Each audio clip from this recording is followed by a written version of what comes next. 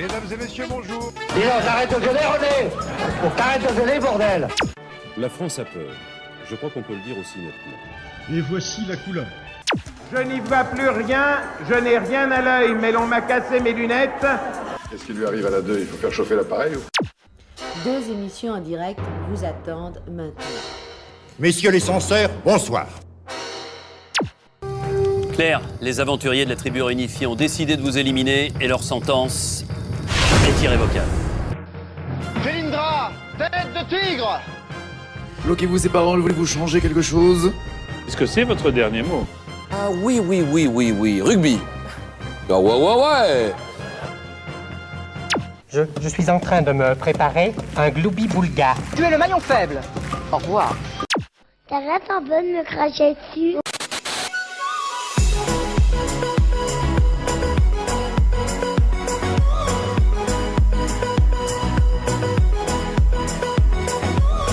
Bonjour et bienvenue dans le Club Média, une émission d'une demi-heure dans laquelle on retrace les meilleurs moments de la télévision.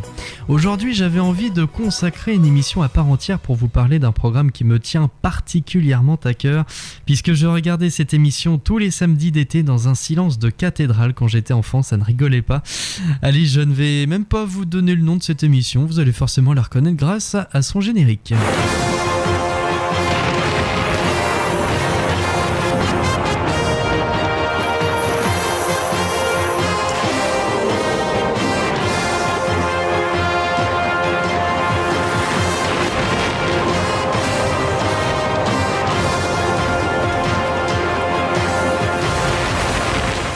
Ce générique, on l'entend tous les étés sur France 2 depuis 1990. Fort Boyard est depuis longtemps un rendez-vous incontournable à la télévision. Et pourtant, le pari était conséquent à l'époque. Mais avant de parler du jeu à proprement parler, j'avais envie de vous raconter un peu l'histoire de ce drôle de monument posé entre l'île d'Aix et l'île d'Oléron en Charente-Maritime. C'est Napoléon qui reprend le projet d'édification d'un fort au début du 19e siècle. Il ordonne le lancement de la construction en 1804, mais cette dernière va être stoppée net en 1809 après l'affaire des Brûlots. La destruction de la flotte française par les Anglais à l'estuaire de la Charente va stopper la construction du fort pendant 28 ans au total. La construction du fort Boyard reprend en 1842 quasiment selon le plan original. Problème, lorsque le fort est enfin terminé en 1859, les progrès de l'artillerie le rendent complètement inutile. En tout, sa construction finalement aboutie en 1866 aura coûté 8,6 milliards de francs, une somme astronomique pour l'époque. Laissé à l'abandon, le fort est alors surnommé fort de l'inutile par la population locale. Il faut alors trouver un usage au fort Boyard qui deviendra prison militaire au moment de la Commune de Paris. En effet, après 2 mois d'insurrection, 10 000 condamnations sont prononcées, dont 4 500 déportations. Les condamnés sont emprisonnés dans diverses villes de l'Ouest comme Brest, Lorient ou encore Cherbourg en attendant d'être expédiés vers la Nouvelle-Calédonie principalement. Le Fort Boyard semble être un endroit parfait pour emprisonner ces détenus dont les premiers arrivent le 3 juin 1871. Au total, ce seront près de 850 condamnés à être passés par le fort, conçu pour 260 hommes pour quelques jours ou quelques mois. Cet épisode prison du fort aura duré en tout 18 mois. Dès 1872 et pour 40 ans, le fort servira pour la défense passive de l'arsenal. En 1873, le marégraphe du fort est transféré à Boyardville, où une dizaine d'hommes s'affairent à entretenir les lieux. Et en 1913, l'État déclasse le fort qui va connaître un véritable abandon. Après cette longue période d'abandon, le fort est vendu aux enchères en 1962 pour la modique somme de 28 000 francs.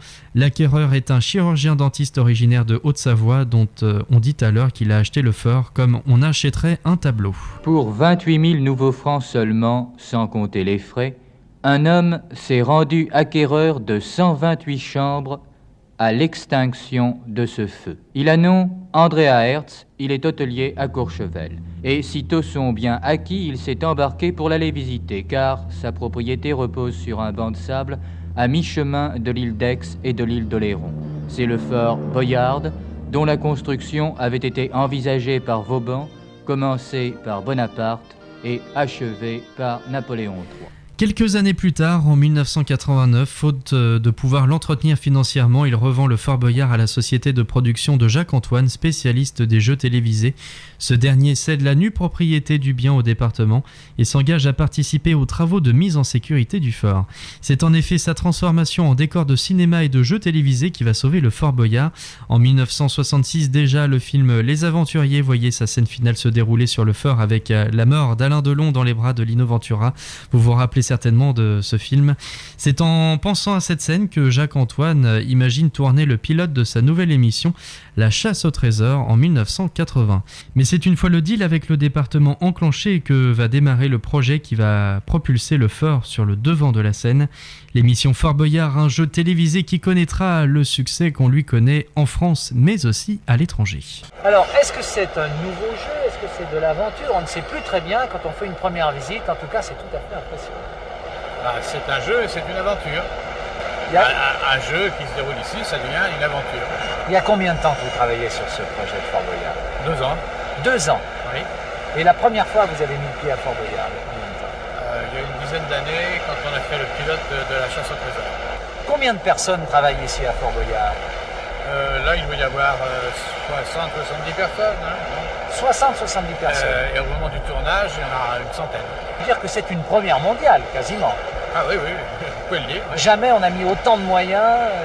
Jamais on a mis autant de moyens, jamais on a fait quelque chose d'aussi sophistiqué. Enfin, il doit y avoir une infrastructure technique considérable. Est-ce qu'on peut avoir une idée?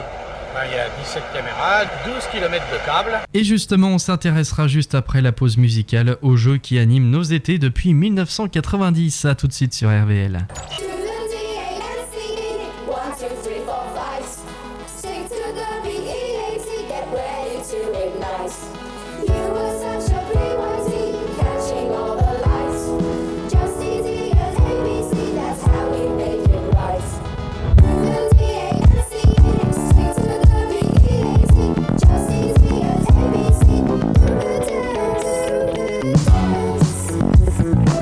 The way you move is a mess.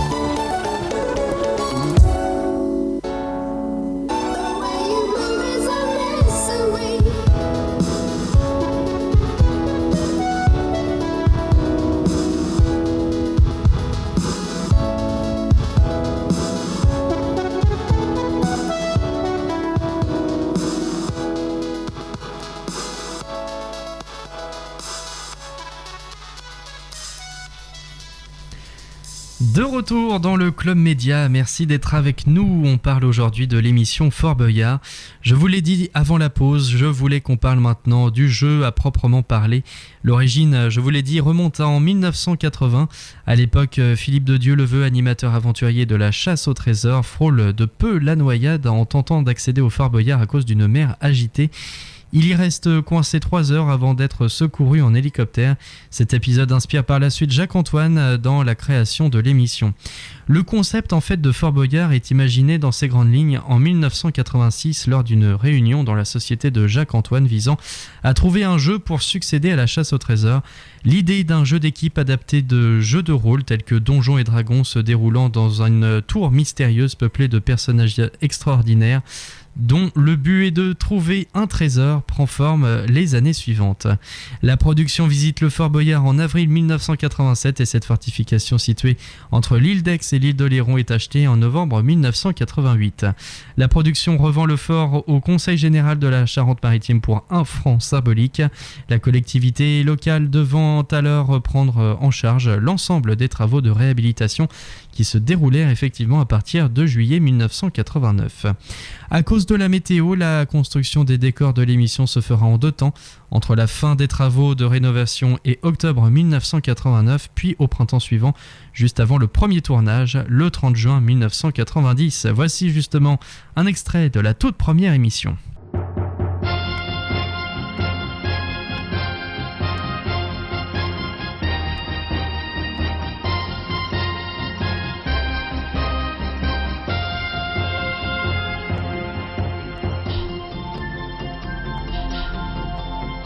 Vous êtes en route pour le Fort Boyard, colossal vaisseau de pierre, ancré pour l'éternité au large de La Rochelle. Cette équipe de 6 candidats va y vivre une aventure étonnante. Au cœur du Fort Boyard se trouve une salle du trésor.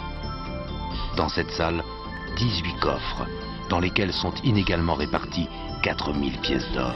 Alors le concept est relativement simple, l'émission est composée de 5 parties, à savoir la quête des clés, une partie intermédiaire, la quête des indices, le conseil et la salle du trésor. Dans la première partie, l'équipe doit récupérer les clés qui ouvrent la grille de la salle du trésor en réussissant des épreuves physiques ou en résolvant des énigmes, les célèbres énigmes du Père Fouras. La partie intermédiaire qui la suit, appelée salle du jugement depuis 2011, permet aux candidats d'obtenir les clés manquantes et de libérer les éventuels membres faits prisonniers dans la quête des clés. Vient ensuite la quête des indices où les candidats doivent réaliser d'autres épreuves aussi appelées, la plupart d'entre elles requérant de surmonter ses peurs ou ses phobies dans le but de récolter un maximum d'indices. Le conseil est la partie du jeu où le temps passé en salle du trésor est déterminé en réalisant des épreuves en général sous forme de duel face au maître du temps. Enfin, en salle du trésor, l'équipe doit trouver un mot-code à partir des mots indices obtenus, le valider en l'inscrivant sur le sol de ladite salle et récupérer le plus de pièces possible si le mot trouvé est correct. Cela dans le temps imparti gagné au conseil évidemment. C'est le poids de ces pièces évalué en fin du jeu qui détermine le gain final. Ça, c'est le concept de Fort Boyard.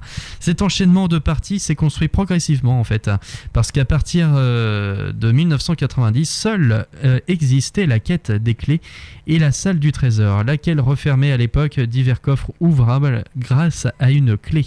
Dès 1991, la quête des indices est créée et la configuration de la salle du trésor devient celle que l'on connaît aujourd'hui. En 1992, une partie intermédiaire est ajoutée entre les quêtes des clés et des indices, donnant aux prisonniers une chance de libération.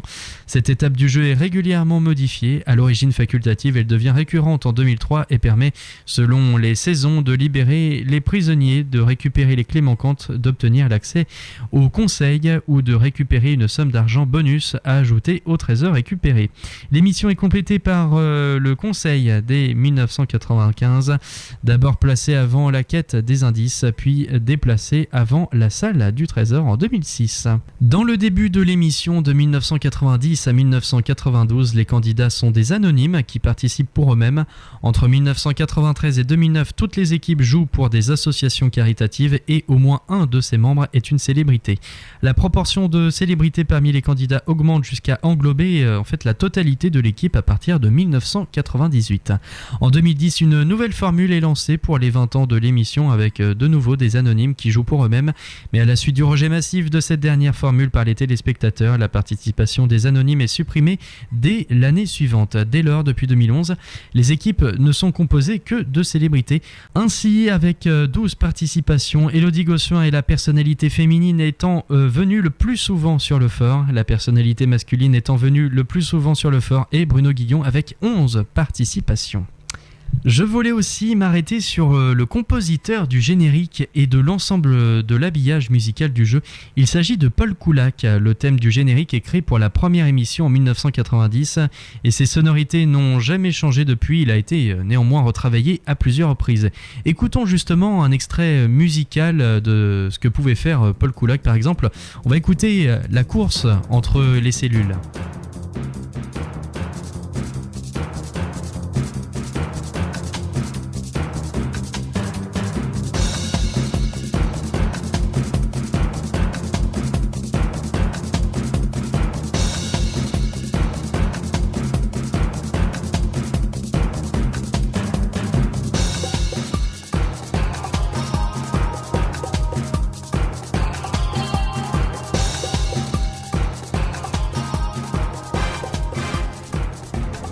Alors parlons maintenant des animateurs. Rappelons qu'entre 1990 et 2009, c'est un duo mixte qui anime l'émission. L'animateur était le maître du fort. 7 duos différents se sont succédés durant cette période. D'abord Patrice Laffont et Marie Talon pour les 9 premières émissions de 1990. Patrice Laffont et Sophie Davant ensuite pour les 6 dernières émissions de 1990 et la saison 1991. Suivi ensuite de Patrice Laffont et Valérie Pascal en 1992. Et enfin Patrice Laffont et Sandrine Dominguez qui vont présenter ensemble l'émission de 1993 à 1999. L'animateur masculin va changer à partir de 2000 avec Jean-Pierre Castaldi et qui co-animera avec Sandrine Dominguez de 2000 à 2002. Et ensuite, c'est Olivier Mine et Sarah Lelouch qui vont présenter ensemble de 2003 à 2005. Et enfin, dernier duo, Olivier Mine et Anne-Gaëlle Riccio de 2006 à 2009. Depuis 2010, il n'y a plus d'animatrice et Olivier Mine assure l'animation seule avec un rôle à mi-chemin entre ceux de l'ancien animateur et de l'ancienne animatrice. Il devient le principal animateur depuis la création du programme devant Patrice Laffont qui a animé 10 saisons et 143 émissions. Voici justement un moment émouvant pour parler d'Olivier Mine à l'occasion des 20 ans d'Olivier à la présentation de l'émission. Voici un extrait. Si je réussis toujours à trouver du plaisir à venir sur ce caillou, c'est parce qu'en fait, j'ai rendez-vous avec vous. Il y a surtout le fait de faire, dans le sentiment de faire partie d'un groupe et d'un groupe de gens merveilleux. Alors j'arrêterai là parce que après ça va devenir pathétique, mais je vous embrasse très fort. Merci. À l'exception de Marie Talon et de Sandrine Dominguez, tous les animateurs et animatrices ont participé à l'émission en tant que candidats avant ou après l'avoir animée. Par ailleurs, Olivier Mine est le seul animateur à avoir participé à une version étrangère, l'adaptation belge en l'occurrence, et Olivier Mine est aussi le seul à avoir joué une épreuve au cours d'une émission qu'il présentait. C'était en 2023, l'an dernier, où il a sauté à l'élastique avec Laetitia Milo, un grand moment d'émotion. Écoutons. Je te le dis tout de suite, Laetitia, oui. Je ne l'ai jamais fait, ni ici ni ailleurs, et je ne te mens pas en te disant cela. Je suis prêt à le faire. Mais t'es pour Olivier. Toi et pour l'association et pour l'équipe. Mais toi t'es costaud. Qu'est-ce que ça a à voir avec le fait de sauter dans le vide? Toi t'es un homme, t'as pas peur? Pas du tout, j'ai peur à peu près de tout, surtout de moi-même. Je suis bloquée, je sais pas comment je vais faire pour...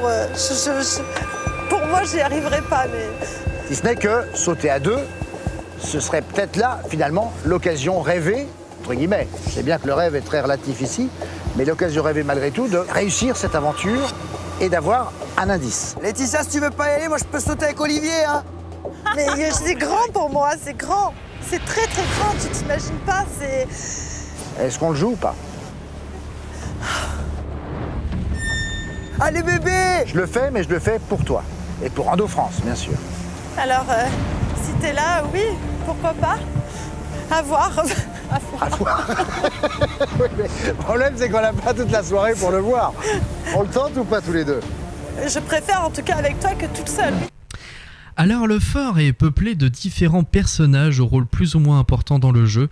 Plus de 50 personnages incarnés par des acteurs souvent inconnus du public sont passés par le fort depuis 1990. Certains pendant plus longtemps que d'autres. Alors évidemment, je ne vais pas pouvoir tous les citer, mais je vais quand même vous donner les principaux. D'abord, pour commencer, le Père Fouras, évidemment. Alors le Père Fouras, il est incarné par Yann Lega, qui est en réalité le créateur de la plupart des jeux qu'on voit dans cette émission, mais aussi dans l'émission Koh-Lanta. C'est lui par exemple qui a créé les poteaux, la fameuse épreuve des poteaux durant les phases finales de Koh-Lanta. Alors le Père Fouras, en fait, il serait né, d'après l'histoire, en 1815 sur l'île d'Aix. Il est issu d'une longue lignée de navigateurs et fut engagé par hasard sur la construction du fort avant d'en devenir le gardien. Le trésor lui appartiendrait depuis longtemps et il aurait décidé de le cacher sur le fort en y arrivant. Du fond de la Provence, sous le Mistral, elle danse. De son cœur naît l'essence, à une couleur elle a donné naissance. Qui est-elle ? Alors évidemment on peut parler aussi de Passepartout. Depuis 1990 il est incarné par André Boucher. Il guide les candidats dans les coursives du fort et garde les clés et cartouches indices de l'équipe. C'est également lui qui enferme les candidats qui ne ressortent pas d'une cellule à la fin de la clepsydre. En fin d'émission il procède à la pesée des boyards et d'ailleurs pour l'anecdote, André Boucher dans la vie est contrôleur sur la ligne 1 de la RATP. Donc on ne sait jamais, si vous prenez cette ligne un jour en allant à Paris, bien peut-être que vous le croiserez. En tout cas, c'est l'un des personnages les plus anciens. Il a fait absolument toutes les saisons du fort depuis 1990. On va parler aussi de la boule, évidemment, de 1994 à 2013, incarné par Yves Marchessault. Ce marin échoué sur le fort sonnait le gong pour marquer le début et la fin de chaque quête.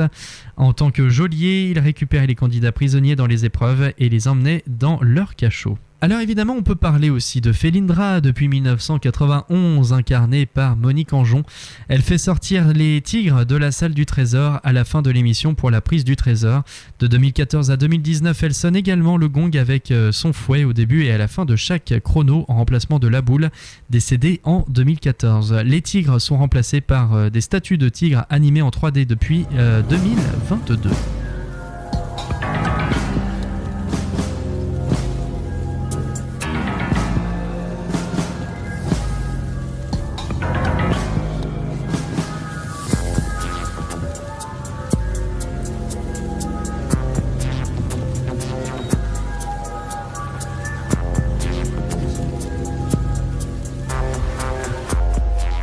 Autre personnage mystérieux du fort, les maîtres du temps. Ils sont dissimulés sous de longues vestes en cuir et des masques de tigre en fer. Ils sont présents dans la salle du conseil où ils défient les participants dans des duels. Entre 2003 et 2009, pendant la période nocturne de l'aventure, ils allumaient même les flambeaux accrochés aux alcôves du fort. Sous ce déguisement, en fait, il s'agirait de membres de la production et d'autres personnages.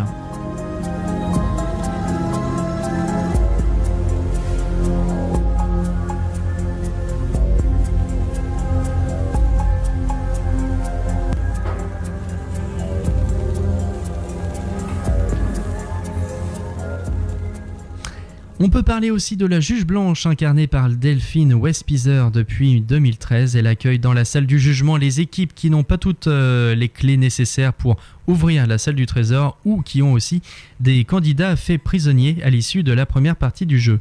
À partir de 2015 apparaît Rouge, incarnée également par Delphine Westpizer, la sœur jumelle de Blanche qui met au défi les candidats d'abord pour des clés mais désormais partage la charge du jugement avec sa sœur.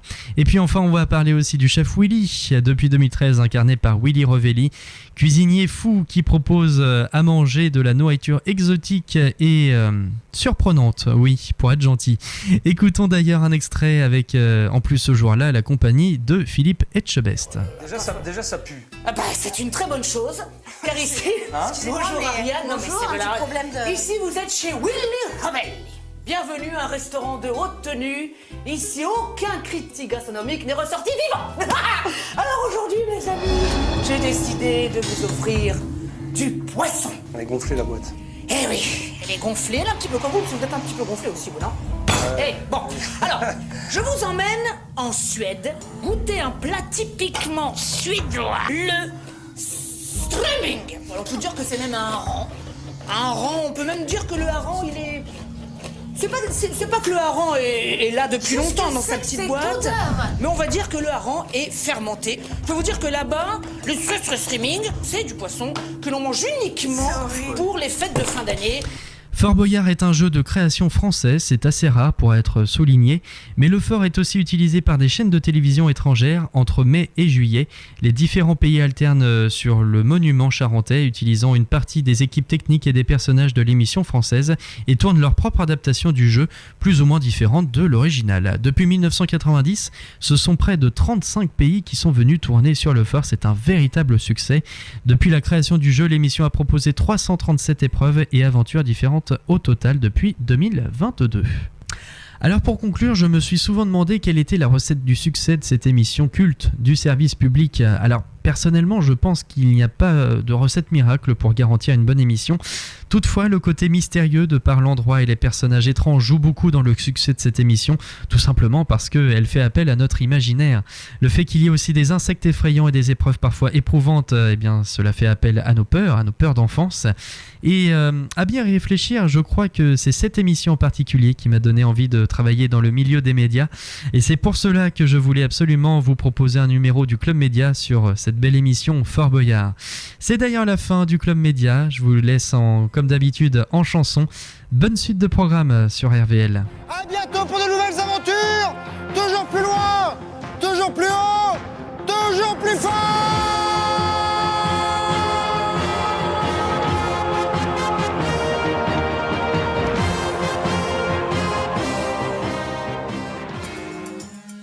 RVL 103.1.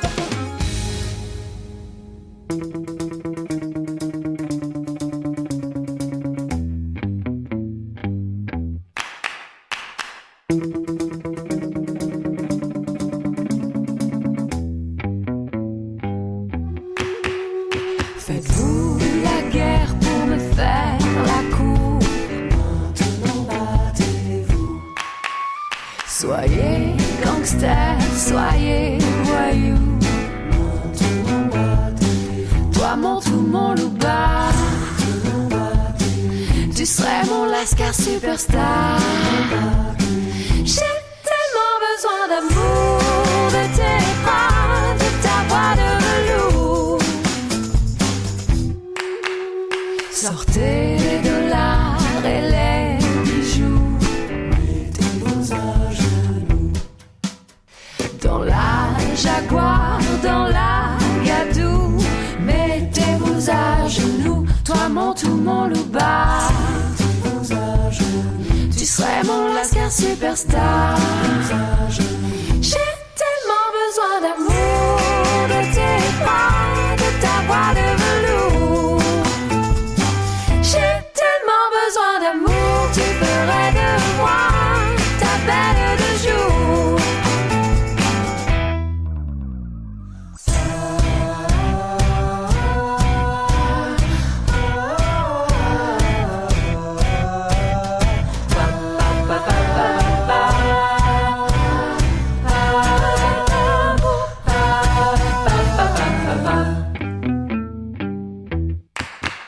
Je rêve d'un king, de kidnapping, de quitter mon pauvre living.